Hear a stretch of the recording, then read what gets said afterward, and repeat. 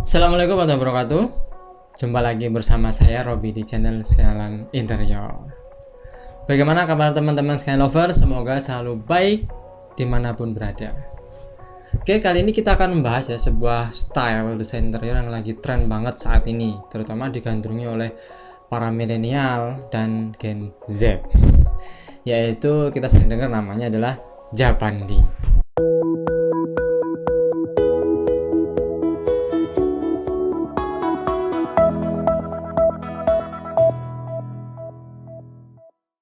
Kita sering banget ya denger di Instagram, Pinterest, Chrome dan sebagainya bahwasanya desain interior Japandi gitu loh, Japandi gitu.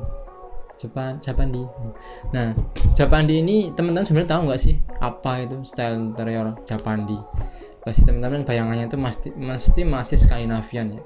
Padahal Japandi ini kalau teman-teman tahu itu adalah gabungan dari dua style interior, mengusung kesederhanaan dari Jepang dan menggabungkan dengan estetika dari Skandinavia. Jadilah Japandi itu. Makanya kalau kita lihat Japandi itu interiornya itu seperti Skandinavian tapi kayak agak Jepang-Jepangnya dikit gitu.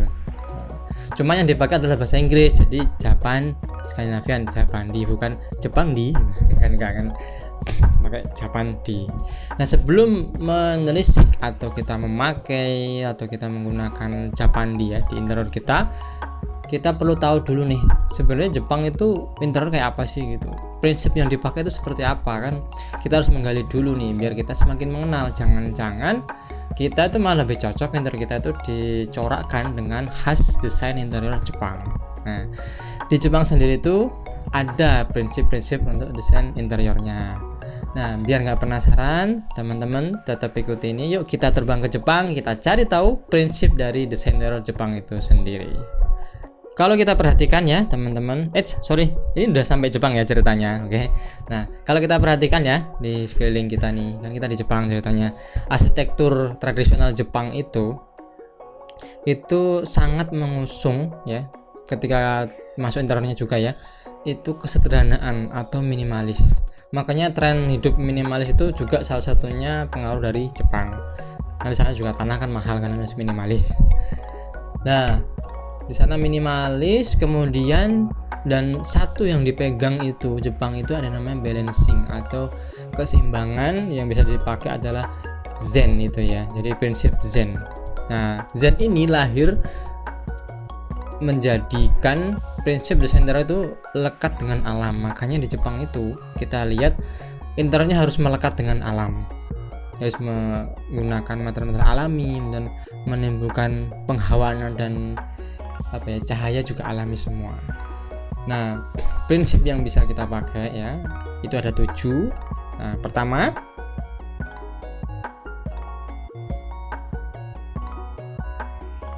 di prinsip interior Jepang paling utama adalah penggunaan material dan serat alami.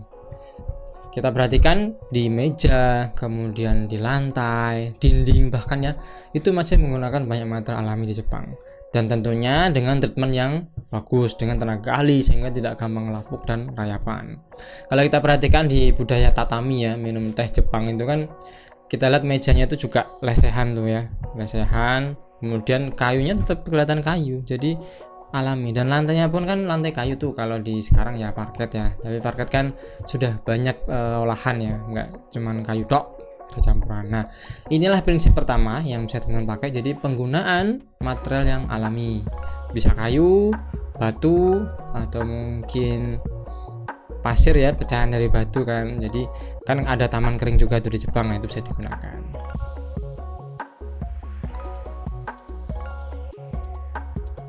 Prinsip nomor 2 yang bisa kita pakai ya ada tone warna netral.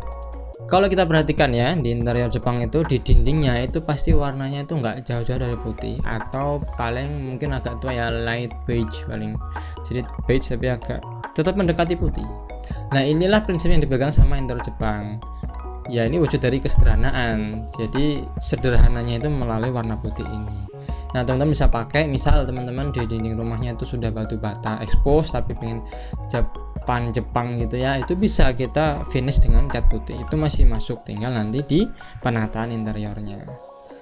Nah, prinsip ini sangat dipegang oleh Jepang ya. jadi warna-warna putih.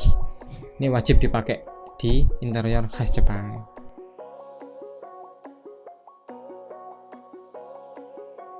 Kita lanjut ke prinsip nomor 3, yaitu memasukkan unsur alam ke dalam bangunan. Nah, di Jepang itu sebenarnya kalau kita lihat itu adalah prinsipnya yang paling utama adalah memadukan eksterior dan interior. Maka di Jepang itu banyak sekali taman-taman di rumahnya yang masih dalam area dalam rumah, bukan di luar. Nah, di Jepang ini wujud dari memasukkan unsur alam ke dalam bangunan yaitu adalah penggunaan namanya bukaan-bukaan besar atau jendela dan pintu yang besar. Jadi pintunya atau jendela itu dari lantai ke plafon full. Jadi enggak kayak kita kan pintu cuma setinggi 2,2 lah ya atau 2,1 gitu. Kalau Jepang enggak, jadi full dari lantai sampai plafon. Nah, di Jepang itu wajib ya menggunakan shoji. Shoji itu pintu geser di Jepang yang menggunakan bahan washi paper dan kayu ya untuk digeser. Nah, ada yang unik di Jepang. Di Jepang itu interior itu mereka pengen interior itu memiliki lukisan alam yang real. Nah, lukisannya itu bukan dengan kanvas tapi apa? Ya dengan bukaan tadi. Jadi bukaan yang lebar itu menghadap ke taman belakang rumah atau samping rumah di area dekat living atau tempat tatami ya, minum teh itu. Nah, jadi ketika mereka pengen merasakan hawa atau kenikmatan menikmati landscape ya, taman terus kayak gunung-gunung gitu kan, tamannya representasi dari landscape luar ya. Jadi pintu tinggal dibuka atau sudah dibuka full, jadi satu kotak kayak lukisan ada frame-nya. Nah, itu yang dipakai sama Jepang tuh. Jadi memasukkan unsur alam benar-benar ke dalam bangunan. Nah, teman-teman bisa praktekkan tuh, misal pengen gaya Jepang tuh, nah bisa tuh jendela dibikin full, misal di kitchen atau di area makan tuh dibuka ya full dari lantai ke plafon sehingga nampak tuh tamannya keren, asalkan tamannya bagus ya. Tempat pembuangan sampah yang gak enak kan. Nah itu ya, silakan dipakai di prinsip ketiga ini. Lanjut nggak kita prinsipnya? Lanjut ya, oke.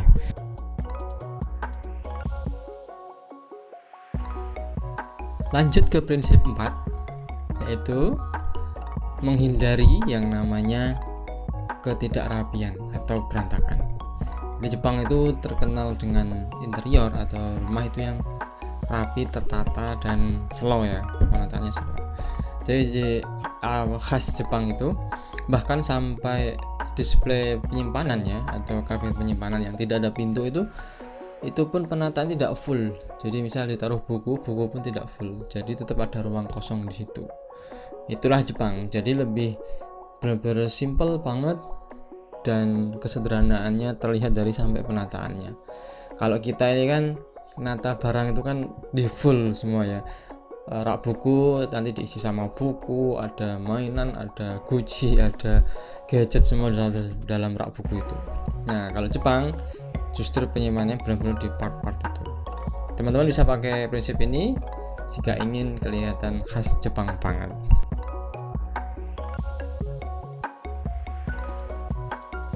Prinsip nomor 5 yaitu simbolik dekorasi.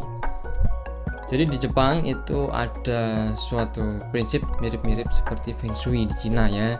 Jadi penempatan hiasan, kemudian furniture dan sebagainya itu ada pertimbangannya, yaitu kembali ke pegangannya, yaitu apa? Zen, keseimbangan.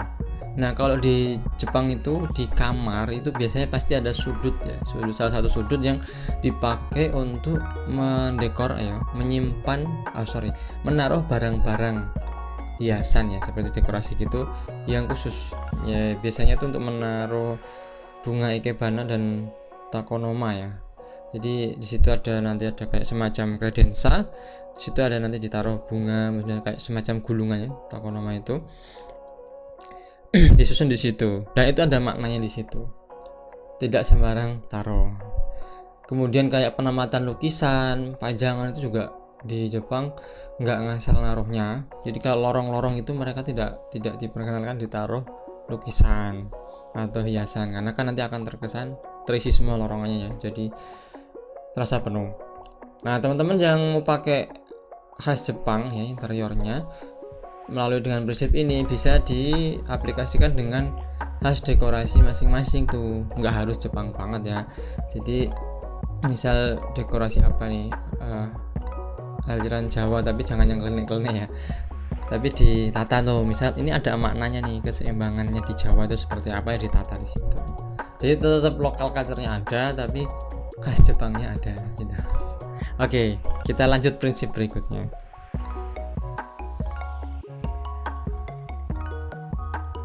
Lanjut ya, prinsip 6 di nomor 6 ini yaitu adalah apa? Furnish yang simple. Artinya apa? Finishing di rumah-rumah Jepang, di hunian Jepang, di interior Jepang itu cenderung lebih di finishing yang natural. Jadi tekstur kayu ya, kemudian lantai kayu, hiasan dari kayu dan batu, itu semua itu tidak dirubah warnanya. Jadi misal meja kayu kayak tatami itu dibersihkan, kemudian dilihatkan seratnya. Jadi semakin dilihatkan seratnya, lalu di finishing natural.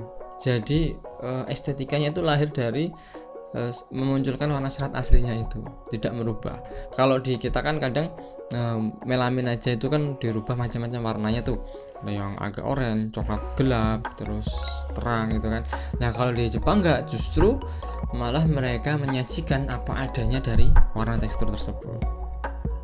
Nah ini kalau bisa penatanya dengan bagus ya, kemudian furniture juga bentuknya bagus, interiornya bagus, maka hasilnya akan luar biasa, extraordinary ya. Jadi beda daripada yang lainnya. Jadi estetika lahir dari kesederhanaan. Oke, lanjut berikutnya.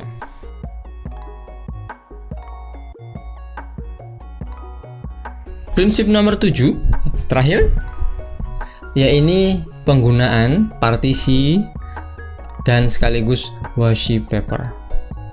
Nah teman-teman yang pengen ini ya, Jepang banget nih, ini terakhir nih prinsip nomor 7 yang bisa banget dipakai. Mungkin teman-teman bisa pakai yang namanya washi paper. Washi paper itu kertas ya, dengan bahan serat natural yang kuat ya, tentunya dikerjakan sama tenaga ahli khusus yang dipakai di Jepang untuk pintu-pintu dan tembok di rumah-rumahnya ya. Nah ini teman-teman bisa cari ya, banyak dijual, silahkan di searching aja washi paper dan diaplikasikan di partisi. Jepang itu interiornya suka dengan partisi-partisi yang dibikin ada patternnya di dalamnya. Teman-teman bisa pakai misal di guest room ya, dari ruang tamu menuju ke living room ada partisi kecil. Nah partisi ini diisi dengan pattern. Jadi dari frame ini terus dalamnya ada pattern, dan Jepang ciri khasnya patternnya itu berulang, rapi, kemudian geometrik. Jadi bukan yang ukir-ukiran kayak Jawa itu, bukan, tapi lebih cenderung ke bentuk-bentuk yang sudut geometrik yang tegas tuh. Jadi misal kotak-kotak atau segitiga atau segi 6 bintang sebagainya tuh. Nah di partisi itu bisa dipasangkan washi paper. Nah itu pasti nanti rasanya tuh kayak Jepang banget tuh, apalagi lantai kayu dan ada partisinya itu. Dan dengan pemasangan partisi ini juga, apalagi dengan pattern dan washi paper ini, pasti bikin interior teman-teman jadi cozy banget, jadi Japan. Nah oke teman-teman sekalian lover, itulah 7 prinsip interior ala Jepang. Teman-teman bisa praktekkan ya, dan 7 prinsip tadi itu adalah 7 prinsip yang telah disampaikan di salah satu acara arsitektur di Jepang oleh Keiji Aizawa, arsitektur dan desain interior Jepang. Jika teman-teman sekalian lover merasa video ini bermanfaat, yuk kita saling support. Silahkan like, comment, and share video ini dan video lainnya di Skenalan Interior, dan jangan lupa untuk selalu follow Instagram di Skenalan Interior dan akang.interior. Oke, terima kasih. Assalamualaikum warahmatullahi wabarakatuh.